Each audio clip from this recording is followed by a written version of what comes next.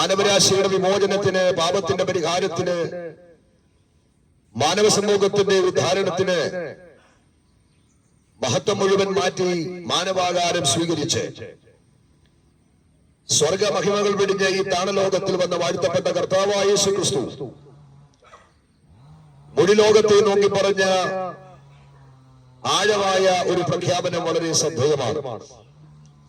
എന്റെ സമാധാനം ഞാൻ നിങ്ങൾക്ക് തന്നയിച്ചു പോകുന്നു, അത് ലോകം തരുന്ന പോലെയുള്ള സമാധാനമല്ല. ഇത് പറയാൻ കർത്താവായ യേശു ക്രിസ്തുവിനല്ലാതെ ആർക്കും കഴിഞ്ഞിട്ടില്ല എന്നുള്ളത് വിസ്മരിക്കുവാൻ കഴിയാത്ത പച്ചയായ ഒരു പരമാർത്ഥമാണ്. നമ്മുടെ രാജ്യത്തിന് ഭരണഘടന എഴുതിയ മഹാനായ ആ വ്യക്തിപ്രഭാവം ആ വാക്ക് പറഞ്ഞില്ല. നമ്മുടെ നാടിന്റെ സ്വാതന്ത്ര്യത്തിന് വേണ്ടി സൂര്യൻ അസ്തമിക്കാത്ത സാമ്രാജ്യത്തോട് സതിയില്ലാ സമരം നടത്തിയ കാവൽ മാലാഖ ആ വാക്ക് പറഞ്ഞില്ല. അരിസ്റ്റോട്ടിലാകട്ടെ, പ്ലേറ്റോയാകട്ടെ, സോക്രട്ടീസ് ആകട്ടെ തുടങ്ങിയ തത്വചിന്തകന്മാർ ആ വാക്ക് പറഞ്ഞില്ല. ആശയം കൊണ്ടും അധികാരം കൊണ്ടും ആയുധം കൊണ്ടും പ്രപഞ്ചത്തെ ഇളക്കി മറിച്ച ഒരു മഹാന്മാരും മഹാസാമ്രാട്ടുക്കളും മഹാഗുരുക്കന്മാരും മഹാരഥന്മാരും ആ വാക്ക് പറഞ്ഞില്ല. എന്നാൽ 2000-ൽ പരം ആണ്ടുകൾക്ക് പുറകിൽ സകല മാനവന്റെ വിമോചനത്തിന് മഹത്വം വെടിഞ്ഞ് താണലോകത്തിൽ വന്ന ക്രിസ്തു ലോകത്തെ നോക്കി പറഞ്ഞത്, എന്റെ സമാധാനം ഞാൻ നിങ്ങൾക്ക് തന്നയിച്ചു പോകുന്നു, അത് ലോകം തരുന്ന പോലെയുള്ള സമാധാനമല്ല. ലോകം തരുന്ന സമാധാനം നൈമിഷികമാണ്. ലോകം തരുന്ന സമാധാനം ക്ഷണഭങ്കുരമാണ്. ലോകം തരുന്ന സമാധാനം വെള്ളത്തിലെ കുമിള പോലെയാണ്. ലോകം തരുന്ന സമാധാനത്തിന്റെ ആയുസ് പ്രവചിക്കാൻ കഴിയത്തില്ല. എന്നാൽ ഞങ്ങൾ പ്രസംഗിക്കുന്ന വിമോചകനും രക്ഷകനും കർത്താവുമാകുന്ന യേശു ക്രിസ്തു ലോകത്തിന് വാഗ്ദാനം ചെയ്ത സമാധാനം ദിവ്യ സമാധാനമാണ്. വിശുദ്ധ പൗലോസ്ലീഹായുടെ ഭാഷയിൽ പറഞ്ഞാൽ അത് സകല ബുദ്ധിയെ കവിയുന്ന ദിവ്യമാകുന്ന സമാധാനമാണ്. സ്നേഹിതരെ, നിങ്ങൾക്കറിയാം, നിങ്ങൾ വാർത്തകൾ കാണുന്നവരാണ്, വായിക്കുന്നവരാണ്. ശ്രവണ ദൃശ്യ മാധ്യമങ്ങളിലൂടെ നമ്മുടെ സമൂഹത്തിൽ അരങ്ങുവാഴുന്ന അനിശ്ചിതത്വങ്ങളെ കുറിച്ച്, സംഭവ വികാസങ്ങളെ കുറിച്ച് ഒരുപക്ഷെ സംസാരിക്കുന്ന ഞങ്ങളെക്കാൾ അറിവുള്ളവരാണ് ഞങ്ങളുടെ കേൾവിക്കാരായ നിങ്ങൾ. നമ്മുടെ ലോകം ഇന്ന് നേരിടുന്ന ഏറ്റവും വലിയ അനിശ്ചിതത്വം എന്ന് പറയുന്നത്, ദുരന്തം എന്ന് പറയുന്നത് സമാധാനമില്ല എന്നുള്ളതാണ്. തലപൊക്കി നമ്മൾ നോക്കിയാൽ നാടിന്റെ ഒരറ്റം മുതൽ മറ്റേ അറ്റം വരെ സമാധാനമില്ലാത്ത അന്തരീക്ഷമാണ് നമുക്ക് കാണുവാൻ കഴിയുന്നത്.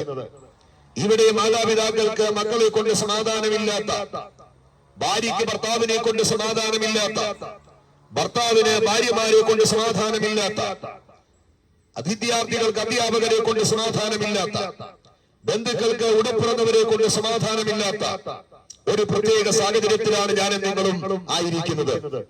സമാധാനമില്ലാതെ നമ്മുടെ സമൂഹം പുകയുകയാണ്.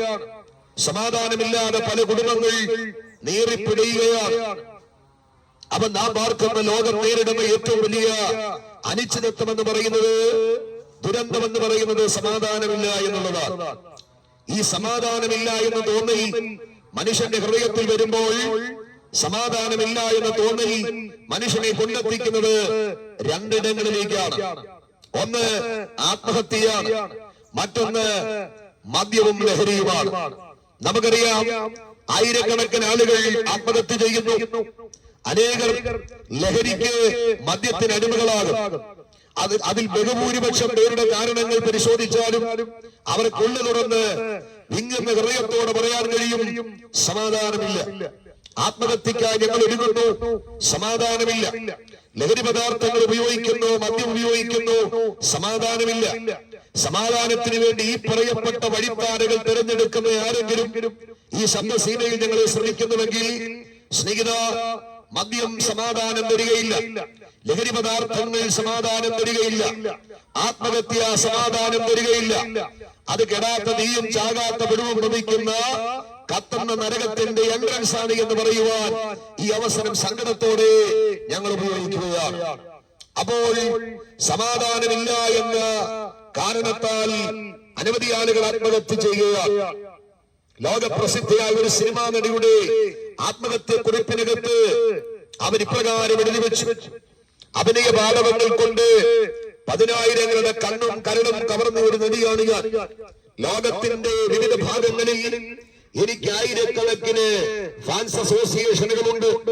വെള്ളിത്തിരയിൽ ഞാൻ കഥാപാത്രമായി പ്രത്യക്ഷപ്പെടുമ്പോൾ എന്നെ കൈയടിച്ച് പ്രോത്സാഹിപ്പിക്കുവാൻ, എനിക്ക് പ്രോത്സാഹനം തരുവാൻ 10,000കണക്കിന് ആരാധകാ വൃന്ദങ്ങളുണ്ട്. അഭിനയ പാടവങ്ങൾ കൊണ്ട് ഞാനിവിടെ കോടികൾ സമ്പാദിച്ചു. ആഡംബര വീടുകൾ, ആഡംബര സുഖസൗകര്യങ്ങൾ, ആഡംബര ചുറ്റുപാടുകളൊക്കെ എനിക്കുണ്ട്. തലമുറകൾ തിന്നാൻ തീരാത്ത സ്വത്ത് എനിക്കുണ്ട്. എല്ലാമുണ്ട്. അവരുടെ ആത്മഹത്യ കുറിപ്പിനകത്ത് അവർ ലഭിച്ചിരിക്കുന്നത് ഇതെല്ലാം എനിക്കുണ്ടെങ്കിലും ഞാനിവിടെ ജീവിക്കുന്നത് ഒരു നായെ പോലെയാണ്, ഒരു പട്ടിയെ പോലെയാണ്. എന്നെ കരുതുവാൻ എനിക്കാരുമില്ല, എന്നെ സഹായിക്കുവാൻ എനിക്കാരുമില്ല, എന്നെ ചേർത്ത് പിടിക്കാൻ എനിക്കാരുമില്ല, എന്റെ നൊമ്പരമറിയാൻ ആരുമില്ല, എനിക്ക് സമാധാനം തരാൻ ആരുമില്ല. അവർ ഒരു പിടി കയറിൽ തന്റെ ജീവിതം അവസാനിപ്പിച്ചു. പ്രിയപ്പെട്ടവരെ, ആ ലോകപ്രസിദ്ധയായ ആ അഭിനേത്രിയുടെ ആത്മഹത്യയിലൂടെ നമുക്ക് മനസ്സിലാക്കാൻ കഴിയുന്ന കാര്യം എന്താണ്? പണം മനുഷ്യന് സമാധാനം കൊടുക്കുമോ? ഇല്ല. പ്രശസ്തി മനുഷ്യന് സമാധാനം കൊടുക്കുമോ? ഇല്ല. പിടിപാടുകൾ മനുഷ്യന് സമാധാനം കൊടുക്കുമോ? ഇല്ല. സ്വാധീനങ്ങളും ബന്ധങ്ങളും മനുഷ്യന് സമാധാനം കൊടുക്കുമോ? ഇല്ല. ലോകമെമ്പാടും കോടാനുകോടി ഫാൻസ് അസോസിയേഷൻ ആരാധക വൃന്ദങ്ങൾ ഉണ്ടെങ്കിൽ അത് സമാധാനം കൊടുക്കുമോ? ഇല്ല. അതൊക്കെ കൊടുക്കുന്ന സമാധാനം നൈമിഷികമാണ്, വെള്ളത്തിലെ കുവള പോലെയാണ്. അതിന്റെ ആയുസ് പ്രവചിക്കാൻ കഴിയത്തില്ല. പണത്തിനൊരു പരിധി വരെ സമാധാനം കൊടുക്കാൻ കഴിയും. പണം മാറിപ്പോകുമ്പോൾ ആ സമാധാനം മാറിപ്പോകും. ഞാന് കുറച്ചുനാൾ മുമ്പ് ഫേസ്ബുക്കിൽ ഒരു വീഡിയോ കണ്ടു. കൊട്ടാര തുല്യമായ ഒരു വീട്. ആ വീടിന്റെ മുൻവശം മുഴുവൻ കാട് പിടിച്ചു കിടക്കുന്നു. ആ വീട് മുഴുവൻ പൊടിപടലങ്ങളാൽ നിറഞ്ഞിരിക്കുന്നു. ആ വീടിന്റെ മുറ്റത്ത് അനേക ആഡംബര വാഹനങ്ങൾ ദ്രവിച്ചു തുരുമ്പിച്ചു കിടക്കുന്നു. വീഡിയോ എടുക്കുന്നയാൾ ചോദിക്കുന്നുണ്ട്, ഈ വീട് ആരുടേതാണെന്ന് അറിയാമോ? ഒടുക്കം അയാൾ പറഞ്ഞു, അറിയപ്പെടുന്ന ഒരു ധനാഢ്യന്റെ വീടാ. എന്താ സംഭവിച്ചത്? ആഴ്ചകളിൽ കോടിക്കണക്കിന്, പ്രതിദിനം ലക്ഷക്കണക്കിന് വിറ്റുവരവുള്ള ഒരു വലിയ ബിസിനസ് സാമ്രാജ്യത്തിന്റെ ഉടമ. പണമുള്ളപ്പോൾ സമാധാനവും ബന്ധങ്ങളും സ്നേഹിതരും സ്വാധീനവും കൊണ്ടായിരുന്നു. എന്നാൽ തന്റെ തൊഴിലാളികൾ തന്നെ ചതിച്ചു. വലിയ കടത്തിലേക്ക് മുങ്ങിപ്പോയി. രക്ഷപ്പെടുവാൻ കഴിയാത്ത കടത്തിന്റെ ആഴങ്ങളിൽ അനേകം ആണ്ടുപോയി. ഒരിക്കലും ആ കടക്കണികളിൽ നിന്നും, ആ സാമ്പത്തിക കുരുക്കിൽ നിന്നും രക്ഷപ്പെടുവാൻ കഴിയത്തില്ലെന്ന് ഉറപ്പായപ്പോൾ തന്റെ കൊട്ടാരതുല്യമായ വീട്ടിലെ ബെഡ്റൂമിൽ ഒരു മുടി കയറി തന്റെ ജീവിതം അവസാനിപ്പിച്ചു. ഭർത്താവിന്റെ മരണം, കടബാധ്യത, അനാഥത്വം വേട്ടയാടിയ തന്റെ സ്നേഹിതയായ ഭാര്യയും പറക്കമറ്റാത്ത 2 കുഞ്ഞുങ്ങളും ഏതാനും ദിവസങ്ങൾക്ക് കഴിഞ്ഞപ്പോൾ ആ വീട്ടിനകത്ത് അവരും വിഷം കഴിച്ച് ആത്മഹത്യ ചെയ്തു. പണം സമാധാനം തരുമോ? തരുമെന്ന് പറയാ. പണം എക്കാലം എത്ര കാലം കൂടിയുണ്ടോ ആ സമയം വരെ പണം സമാധാനം തരും. പണം നഷ്ടപ്പെടുമ്പോൾ ആ കൂടെ പണം തരുന്ന സമാധാനമുണ്ട്. ബന്ധങ്ങൾ നഷ്ടപ്പെടുമ്പോൾ ആ കൂടെ ബന്ധങ്ങൾ തരുന്ന സമാധാനം നഷ്ടപ്പെടും. എന്നാൽ ഞങ്ങൾ പ്രസംഗിക്കുന്ന വിമോചകരും രക്ഷകരും നിസ്തുല്യനുമാകുന്ന യേശുക്രിസ്തു വിവാഹം ചെയ്ത സമാധാനം നിത്യമാണ്. പണം മാറും, യേശു മാറുകയില്ല. ബന്ധങ്ങൾ മാറും, യേശു മാറുകയില്ല. പേരും പ്രതിമയും ആ പ്രതാപവും ഒക്കെ നഷ്ടപ്പെടും, യേശു നമ്മെ വിട്ടു മാറുകയില്ല. അതവിടുത്തെ വാഗ്ദാനമാണ്. ലോകാവസാനത്തോളം എല്ലാ നാളും ഞാൻ നിങ്ങളോട് കൂടിയുണ്ട്. ഞാൻ ഒരു നാളും നിങ്ങളെ അനാഥരായി വിടുകയില്ല. ലോകാവസാനത്തോളം എല്ലാ നാളും ഞാൻ നിങ്ങളോട് കൂടിയുണ്ട്. ഞാൻ നിങ്ങളെ അനാഥരായി വിടുകയില്ല. അവിടുന്ന് വാഗ്ദാനം ചെയ്ത സമാധാനമാണ് നിത്യമായ സമാധാനം. പണത്തിന്, പ്രശസ്തിക്ക്, പേരിന്, പ്രതാപത്തിന്, ബന്ധങ്ങൾക്ക്, സ്വാധീനങ്ങൾക്ക് നൽകുവാൻ കഴിയാത്ത ദിവ്യമാകുന്ന സമാധാനം നൽകുവാൻ യേശു മതിയായ രക്ഷകനാണ്. അപ്പൊ ഈ സമാധാനമില്ല എന്ന തോന്നൽ മനുഷ്യനെ കൊണ്ടെത്തിക്കുന്ന മറ്റൊരിടമാണ് മദ്യവും ലഹരിയും. പ്രിയപ്പെട്ടവരെ, അതൊന്നും സമാധാനം തരികയില്ല. തുല്യ സമാധാനത്തിന് വേണ്ടി മദ്യം ഉപയോഗിക്കുന്നവരുണ്ട്. ആ മദ്യപൻ ലഹരിയെ പിന്നീട് അവരെ നീരാളിയെ പോലെ പിടിച്ച് അവരുടെ ജീവിതം തകരുന്നു. മദ്യവും ലഹരിയും നിമിത്തം തലമുറകൾ തകർന്നുപോയ, മദ്യവും ലഹരിയും നിമിത്തം കുടുംബ ബന്ധങ്ങൾ തകർന്നുപോയ, മദ്യവും ലഹരിയും നിമിത്തം കടം കയറി മുടിഞ്ഞ് മുച്ചൂട് തകർന്നു പോയ, മദ്യവും ലഹരിയും നിമിത്തം മനസ്സിന്റെ ബാലൻസ് തെറ്റി മാനസിക രോഗികളായ, മദ്യവും ലഹരിയും നിമിത്തം ആത്മഹത്യയുടെ ജീവിതം അവസാനിപ്പിച്ച എത്രയോ ആയിരക്കണക്കിന് ആളുകൾ നമ്മുടെ സമൂഹങ്ങളിലുണ്ട്. പ്രിയപ്പെട്ടവരെ, മദ്യം മനുഷ്യനെ തകർക്കുന്ന മഹാവിപത്താണ്. അതുകൊണ്ടാണ് കർത്താവ് പറഞ്ഞത്, മദ്യപാനിയെ നീ സ്വർഗരാജ്യം അവകാശമാക്കിയില്ല. അതുകൊണ്ട് ഈ ശബ്ദസീമയിൽ സമാധാനരഹിതമായ അന്തരീക്ഷത്തിൽ നീറിപ്പുടയുന്ന ആരെങ്കിലും ഞങ്ങളെ ശ്രമിക്കുന്നുണ്ടോ?